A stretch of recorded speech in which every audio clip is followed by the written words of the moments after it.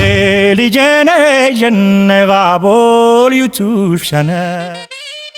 ይሄ ዴሊ ጀነሬሽን ሪቫይቫል የዩቲዩብ ቻናል የዩቲዩብ ቻናላችን ወይም በሚዲያችን ላይ ሀሳብ ያለ ልዩነት ያለ ገደብ ይቀርባል። የሀሳብ ልዕልናን ይከበራል። የሀሳብ ልዩነት ይስተናገዳል ብለን ቃል በገባነው መሰረት ይኸውና አዲስ አስተሳሰብ አዲስ ያለውን ሰው ቀርበናል። እዚህ ድረስ ስቱዲዮያችን ድረስ ስለመጣ እናመሰግናለን። እኔም በደንብ አመሰግናለሁ። ራስን ከማስተዋወቅ ፕሮግራማችን ብንጀምር። አቅሎ መሐመድ እባላለሁ። እዚህ ምዕራብ ሐረርጌ ነው የተወለድኩ፣ ገለምሶ የሚባለው ከተማ። የኦሮሞ ልጅ ነኝ። አንዴ ሙስሊም ነኝ ሃይማኖቴ።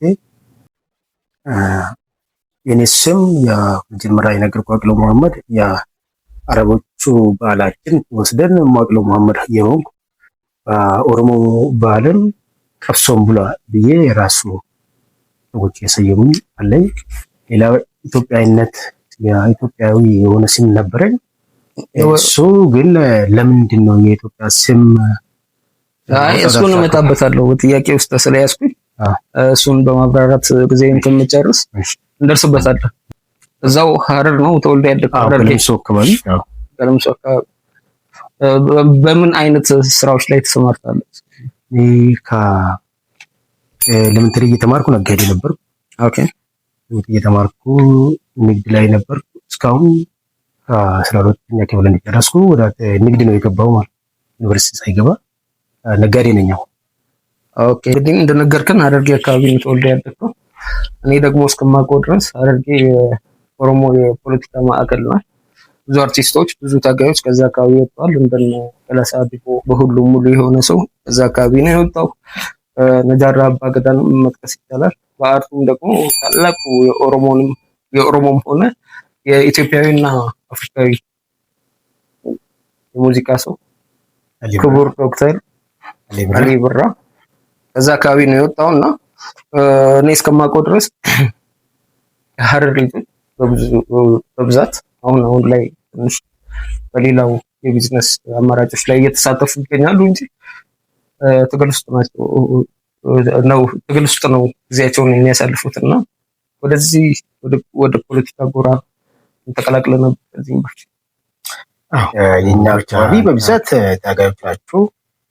ለምሳሌ ኦነግ፣ ኦዴድና ኦሮሞ ላይብሬሽን ፍሮንት ውስጥ በብዛት ከዛ ነው መነሻም ጀምሮ ነጃራ አባገዳ ጀምሮ ከዛ ነው። ነገር ግን የሩ ጊዜ እንደ አንድ የኦሮሞ ልጅ በጣም ልጆቹ ስናደራጅ ስናሳሳ ማታ ኢንፎርሜሽን ለና በዛ ሰዓት የነበሩ ሰዎች ማታ ኢንፎርም ለማድረግ እንደዛ ነበር። እዛው አካባቢ ላይ ማለት ነው። እዛው አካባቢ ላይ አሁን ከሰላሳ አሁን እኔ የኛ ገጠር ትንሽ ከገለምሶ ወርቅ እዛ አካባቢ ሙሉ ነገር የምናደርግ ነበር። እዛ ሰዓት እንደሚታወቀው እንዳሁኑ ኔትወርክ አልነበረም። ሆስፒታል ውስጥ ማታ ገብተን አንዳንድ ነገር ስናደርግ ነበር። እሱ ነገር በመሰንጀር በዛ ሰዓት እንደዛም ሆኖ እኛ በዛ ሰዓት ያታገድና ለኢትዮጵያ ለእቺ ሀገር ወደፊት መሄድ አለብን ነው። ከዛ ለውጥ አምጥተናል። ያ ትግል ውስጥ ማለት ለውጥ ስናመጣ እኛ የታገለን እያመጣ የገን አንዳንድ ሰዎች ሞርነን ትናንትና እንደኛም እንደ አዋቂ ሰው ተከትልና የምንሄደ ሰዎች እኛ እንደ ባሪያ እነሱ እንደ ሁሉ ነገር እነሱ ብቻ እንዳደረጉ ሀሳብ እንደ ግለሰብ ወደ እኔ ነኝ ብሎ እነሱ ለመከፋፈል እኛም ከትግሉ ጥቅም እንዳያገኝ ለማድረግ ተፈጠረ። ወደ የኛን ትግል ወይንም ድል ለራሳቸው የግል ጥቅም አዋሉት ለማለት። የግለሰቦቹ የኔ ነው ብሎ እኛ ለፍተን ያመጣን ትግል ላይ ባለ ቤት ሆኖ መጡ። ከነኚህ ሰዎች አንተ እንደ የነሱ ንብረት መሆኑ ነው የሚያምኑት እንጂ አንተ ሀሳብ አለ አላማ አለ ከነሱ ጋር እኩል መሆኑ አያምነው። ሁልጊዜ እነሱ ብቻ የሚሉ ብቻ እንደሚሄዱ ነው የሚፈልጉት። አሁን ችግራችን ይሄ ነው። እኛ የምንታገለው እቺ ሀገር ውስጥ ማንም ሰው በላይ ማንም ሰው በታች ሳይሆን ትንሽና ትልቅ ቄስና ሼክ ፓስተርና ዲያቆን ሳይለይ እኩልነት መኖር እነዚህ ስንል ግለሰቦቹ፣ ድርጅቶቹ የራሳቸው ሀሳብ ብቻ የቄሮ ትግል የማንም በላይነት የማንም በታችነት ሳይሆን ለእኩልነት ነው እኛ ስንታገል የነበረ ማለት የግለሰብም አይደለም። አንዳንድ ድርጅቶች የኔ ነው ይላል፣ አንዳንድ ግለሰቦች የኔ ነው ይላል። የማንም አይደለም። ህዝቡ ራሱ በዛ ጫና ስለነበረ ወያኔ ስላስቸግሩን ንብረታችን አዲስ አበባ አምጥተን መሸጥ ስለማንችል በሬ አዲስ አበባ አምጥቼ መሸጥ አንችልም ነበር።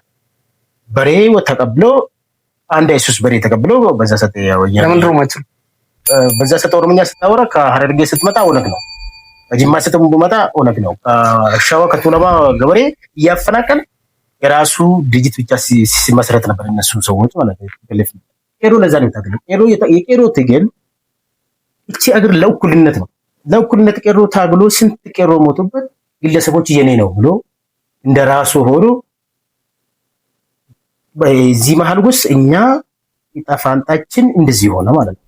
ጥሩ ይሄን ካነሳ ዘንዳ ይሄን ማንሳት ካልቀረ አንድ ጥያቄ ልጠይቅ። ቄሮ ለፍትሃዊነት ለእኩልነት እንታገለ እኔም አንተም እናውቃለን። በዛ ውስጥ ተሳታፊም ነበር። አዎ ነበር ነው። ልክ ነው። የቄሮ ትግል አንድን ብሔር አጥፍቶ አንዱን ማለምለም፣ አንዱን አበልጽጎ አንዱን ማደህየት፣ አንዱን አጥፍቶ አንዱን ማብቀል አልነበረም። በተደረገው ትግል ውስጥ አስታውሳለሁ አንድም ብሔር በቄሮ ትግል ወቅት አልተጎዳም። ራሱ ኢንሴኩሪቲ እንዲሰማው ሌላው የብሔር ተወላጅ ኦሮሚያ ውስጥ ያለው ኢንሴኩሪቲ እንዲሰማው ምናምን ጥረት ሲያደርግ ነበር። በእርግጥ እርምጃ የተወሰደባቸው አንዳንድ ድርጅቶች፣ የንግድ ተቋማት ምናምን አሉ። እነሱ ደግሞ የስርዓቱ ተጠቃሚ የሆኑ ሰዎች፣ የቄሮን ትግል መቀልበስ የሚፈልጉ ወይም ማዳከም የሚፈልጉ ሰዎች፣ በቢዝነስ በተለያየ መንገድ ስርዓቱን የሚደግፉ ሰዎች ተቋማት እንደነበሩ አውቃለሁ። ነገር ግን በሃይማኖት በብሔር ተለይቶ አንድም ሰው ኦሮሚያ ላይ አልተጎዳም። አሁን ግን ድል ከመጣ በኋላ ለውጥ ከመጣ በኋላ እነኚህ ምልክቶች እየታዩ ነው። ለምሳሌ በቄሮም በፋኖም በዘርማም ብለው በየትኛው የብሔር አደረጃጀት ውስጥ ያለው የወጣት ሊግ የተለያዩ ብሔሮች ላይ እርምጃ ወስዷል። የጎን ማንሳት እንችላለን። ሶማሌ ክልል የተፈጠረ ነው ከለውጡ በኋላ ነው የተፈጠረው። ናብዲሌ ፈጥሮ ኦሮሞን እንዲያፈናቅል አማራውን ቤተክርስቲያን ላይ ቀርቧል። ፍትሃዊነትን የተላበሰ ነው። በእኩልነት ሲደረግ የነበረ ነው። የራስን መብት ከማስከበር አኳያ የመጣ ነው። ነገር ግን ከለውጡ በኋላ ያየናቸው አንዳንድ ለውጦች በቄሮ በፋኖ ስም በምናምን ስም ተፈጥሯልና የሱ ምንጭ ምንድን ነው? አዎ ትክክል ነው ጉራቻ።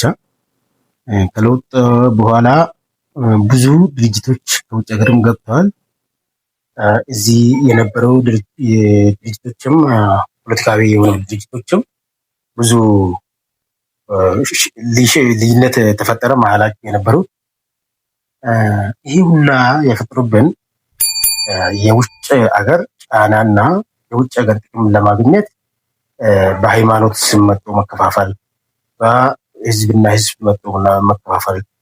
ለምሳሌ ብናነሳ በሃይማኖት ስም በጋ ዋቄፈቻ የሚባለው ሪየብ የሚባለው ወደ ዳሮ ለቡ የሚባለው አካባቢ ነበር። እሱ ሲያስተምሮ ዋቄፈና እኛ ሄደን ሮጠን ተምረናል። ያ ስንማር እኛ ፍላጎታችን ሌላ ነበር። እኛ ፍላጎት ኢትዮጵያ አንድነት ስንል እቺ አገር አንድ መሆን አለበት፣ ወደ ራሱ መመለስ አለበት ነው እንታገለው።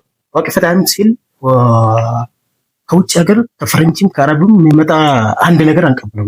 በኔ ይመሳሰላል። ማን ነበር ያልከኝ ስሙ? አልየብ የሚባለው ወይስ ኦቦ ደገሌ የሚባለው? ደገሌ ሰባ ማለት ነው። ደገሌ ሰባ እኛ ሮጠን የመጣን እቺ አገር ከአረብም ከፈረንጅም ነፃ አውጥተን የራሳችን አገር ለመመስረት ዋቄፈታ ጋር ሄደን ስንሄድ መጨረሻው ምን ሆነ? ስድብ ብቻ ሆነ። እስልምና መሳደብ፣ ፕሮቴስታንቶች መሳደብ፣ ኦርቶዶክስ መሳደብ፣ ሼኮቹ መወረድ ነው። እኛ ፈልገን የለ ግን ማንም እሱ ሊሆን ይችላል። የኔ ጥያቄ የቄሮ ትግል ፍትሃዊነት፣ እኩልነት፣ የዲሞክራሲ መብት ጥያቄዎች እስከሆነ ድረስ ያኔ ቄሮ ለ2 ነው 3 ዓመት ትግል ሲያደርግ አንዱንም ብሔር ወይም የሃይማኖት ተከታይ እስካልጎዳ ድረስ ኦሮሚያ ውስጥ አሁን በቄሮ ስም ለውጡ ከመጣ በኋላ ብዙ ወንጀሎች ተሰርተዋል። ሰው ተዘቅዝቆ እስከ መሰቀል ደርሷል። በፋኖ ስም በየቀኑ ወንጀል እየተሰራ ነው። ያ ነገር ከየት የመጣ ነው? ይሄ ነገር ቄሮም የህዝብ ጥያቄ ነው። ቄሮ የህዝብ ጥያቄ መንግስት ለውጥ ማምጣት ነው። ለውጥ አምጥተናል ቄሮ ማለት ነው። ለውጡ ያመጣው እኔ ለውጥ ኃላፊ ነኝ ብለው ግለሰቦችና ድርጅቶች መሀል ችግር ተፈጠረ። ያ ችግር መጀመሪያም ያ ድርጅቶች ለህዝብ አይደለም ተቋቋሙ። ቅዱስ የነበረው የቄሮ ትግል ወደ አውሬነት እንዲቀየር የውጭ ኃይሎች መስጃ አለበት። ሐረርጌ አካባቢ እንዳልኩ ሄጄ ባላቅበትም ከዛ አካባቢ የመጡ ብዙ ጓደኞች አሉ። ብዙ መጽሐፍቶችን አንብቤያለሁ። በብዙ አይነት መንገድ ክሮስ ቼክ አድርጌ ኢትዮጵያዊነት የሚለው ስሜት ማህበረሰቡ ውስጥ ሁሉም ባይሆን ማጆሪቲው የማህበረሰቡ አባል ውስጥ ስሜት የለም። ይሄ ለምን ሆነ ብዬ ራሴን ስጠይቅ አንድ የእስልምና ሃይማኖት ተከታዮች ስለሚበዙ፣ ሁለቱም ኦሮሞ ስለሆኑ ነው ብዬ ነው እኔ ለራሴ የደመደምኩት። እና ከዛ አካባቢ መጣ ኢትዮጵያዊነትን ስታቀነቅን ስለገረመኝ እንችላለን። መድረኩ ክፍት ነው። አሁን ልጠይቅ የፈለኩት እኔ እንደ አንድ የኦሮሞ ወጣት፣ እንደ አንድ የኦሮሞ ትግል ውስጥ እንደተሳተፈ ቄሮ፣ እንደ አንድ የእስልምና ተወላጅ፣ እንደ አንድ የሐረርጌ አካባቢ ተወላጅ እንደሆንክ፣ እንደ አንድ ሙስሊም ኢትዮጵያዊነት ላንተ ምንድን ነው? ኢትዮጵያዊነት ለኔ ከማንነቴ በላይ ነው። ኢትዮጵያዊነት ለኔ ኢትዮጵያ ናት። ከማንም ዓለም ላይ አንዲት ረጅም እድሜ ታሪክ ያላት የተቀደሰች በተፈጥሮ ሁሉ የተሞላ ማንም ከአሜሪካ ከሱዲ አረቢያ ጋር የምናስወዳደር አይደለም። እኔ ቄሮ ስታገል ኦፍተይ ይላል የኦሮሞ ትጊ ወደ ራሱ ተመለስ። ኦፍተይ ማለት ወደ ራሴ ተመለስ።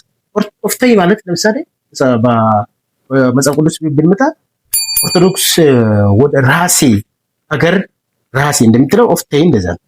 ከአረብ ከፈረንጅ የምታገኘው ነገር የለም። ቄሮ ስታገል ኢትዮጵያ ወደ ራሱ መመለስ አለበት ብሎ ነው። ወደ ሎካል አይደንቲቲ እንመለስ። ወደ ራሱ ቄሮ ወደ ራሱ ሀገር ለመመለስ ለምሳሌ ኦፍተይ ብሎ ቄሮ ኦፍተይ ማለት ከውጭ ሀገር የምንፈልገው ነገር የለም ነው። እናስተምራለን ነው። ትክክለኛ ታሪክ እኛ ጋር አለ ነው። ቄሮ እንደዛ ብዬ ነው የምንገነዘበው። የቄሮ ትግል ማለት ያ ኢትዮጵያ ጥቁሮቹ ከፈረንጅ በታች ነው፣ ጥቁሮቹ ከአረብ በታች ነው ብሎ የሚያሰብሩት ወያኔ ነው ክሬት አድርገው የፈጠሩት እንጂ ከዛ በፊት ማንምም ጠይቅ ኢትዮጵያ ትናንትናም ዛሬም በሁሉም ዓለም ላይ ያለ ሀገር ጋር የተወዳደር ነገር የለም። ኢትዮጵያ በእርግጥ ኢትዮጵያ ታላቅ ሀገር ነች። መልክዓ ምድሯ የአየር ንብረቷ ጥሩ ነው። ሰውም የሰለጠነ ለመሰልጠንም ጊዜ የማያስችበት ነው። ደግሞ የራሱ የሆኑ ቱባ ባህሎች ጥሩ የተባሉና ተምሳሌት ሊሆኑ የሚችሉ ለዓለም የሚተርፉ እሴቶች ያሏት ሀገር ናት። ይሄን እናምናለሁ። በብዙ ሴራና ውጫዊ ጫናም ወደኋላ እንደቀረች አምናለሁ። ሆኖም ግን አሁን ልጠይቅ የፈለኩት ነገር እኛ ከነጮች አናንስ? እናንስ ከነጮች በላይ ነን። ኮሎኒ ስላልተገዛን ነው ብቻ አይደለም። እሺ እኛ ኢትዮጵያ ሀበሻ የሚባለው ብዙ ሀዲሶች አለ። አሁን በሙስሊሙ ብትልም ማለት አጥር አድርገህ እኛ ከነጮች እናንሳለን ወይስ አናንስም? በምን በቴክኖሎጂ አሁን ነው ወደ ኋላ የተመለስ።